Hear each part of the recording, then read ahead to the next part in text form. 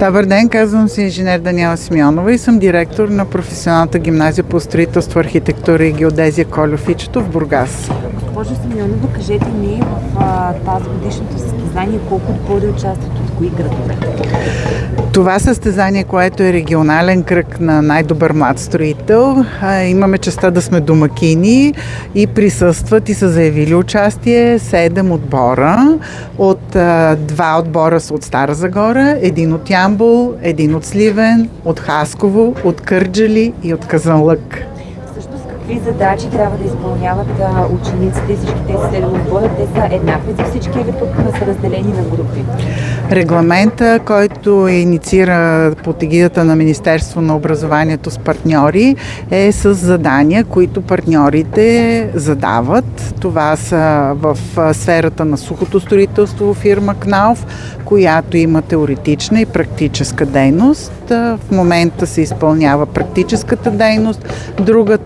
Другото задание е на Винербергер. Отново има теоретична част и в момента виждате точно зад мен как изпълняват с материалите и инструментите, изискванията, по които им е зададено заданието. Тези две дисциплини са с двама човека в отбор и следват още две дисциплини. Едната е мазилките и бояджийските покрития, които се изпълняват с материали на Мегахим. Те също стават много интересни. 4 пана са, отделно се оценяват. И четвъртата дисциплина е облицовките с помощта на фирма Хенкел, с която изпълняват правите участъци с фугите на облицовка. Умения трябва да покажат учениците?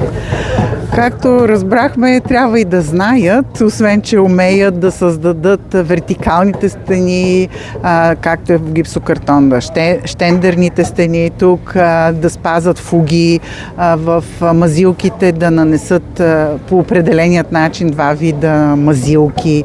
След това с латекса да се създаде, предполагам, ще видите как трябва да се създаде различните цветови връзки между латекса, което не е много лесно.